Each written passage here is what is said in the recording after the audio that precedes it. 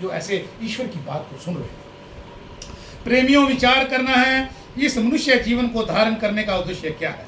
गहराई में देखा जाए तो सामान्य जीवों के जीवन का उद्देश्य है केवल जो सामान्य जीव होते हैं आहार।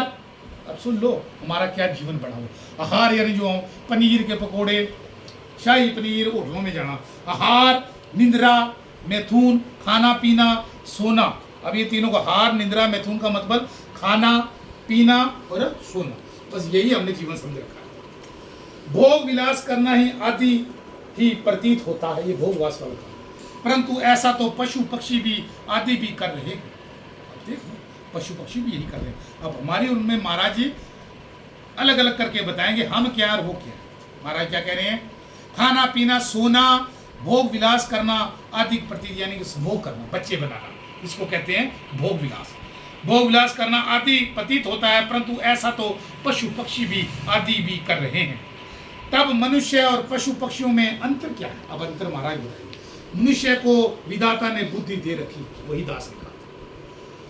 मनुष्य को विधाता ने बुद्धि दे रखी है। जीव कई बार सोचता है कि भूख तो कभी समाप्त नहीं होती। अब ये पता तो है, सुबह खाया शाम को फिर भूख लग गई।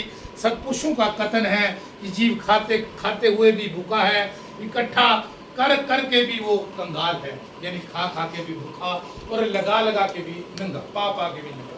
यूं यूं भोग भोगता है, क्यों त्यों तृष्णा और बढ़ती। अब ये सोच लो कि रब हमें क्या कह रहा है कि हमारी तृष्णा क्यों बढ़ती। तृष्णा बढ़ती है तब उन्होंने बताया कि वास्तविक तृप्ति इन भोगों में नहीं। ये भोग जो है अपूर्ण नहीं है। यह शरीर तो एक परिवर्तनशील है, बनना और बिगड़ना इसका स्वभाव। अब सुन लीजिए, इसलिए उन्होंने इसके भीतर एक अखंड शक्ति की ओर ध्यान दिलाया। अब सुन लो, प्रभु सत्पुरुषों ने हमें क्या बताया, इसलिए क्योंकि ये शरीर परिवर्तनशील, धरती परिवर्तनशील, ये शरीर बना है जल, वायु, अग्नि, आकाश और पदार्थ, इन 5 तत्वों से बना शरीर है। महाराज कह रहे हैं धरती पर, धरती से बना। जैसे धरती सर्दी गर्मी, ये भी ऊपर थल्ले अपर थल्ले, काला पीला नीला शीला होता रहे।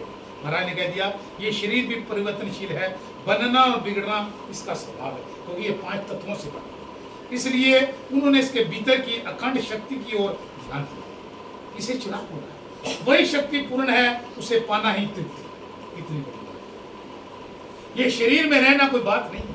बच्चे पैदा कर दिए, ये कोई काम नहीं। उनको पाल दिया, पढ़ा दिया, ये कोई काम नहीं। हमने उस शक्ति पूर्ण है, उसे पाने की सकल कर्म का करता, जानो सो एक भगवान आप अकर्ता हो रहो। ये क्या सार क्या? केवल और केवल मानुष शोले का जन्म पाना, उस ईश्वर को प्राप्ति, उस ईश्वर को पाना, और कोई मकसद नहीं है। ये नट्ठी फट्टी गाड़ी माड़ी शाड़ी, ये दादा पोता सोता, ये कोई नजदीक नहीं आने वाला। जब तक देह के अंदर जान है, जब तक शरीर चल रहा है, उसको पालो। मुंह में दांत ना रहे, लत्तों से जान नहीं रही, अब दास भी बैठने में असमर्थ हो रहा है, कुछ तबीयत भी ऐसी चल रही है, तो क्या शरीर है उम्र के साथ चलेगा। इस करके जागो रे जिन जागो। जिज्ञासु बच्चे इससे भी छोटे,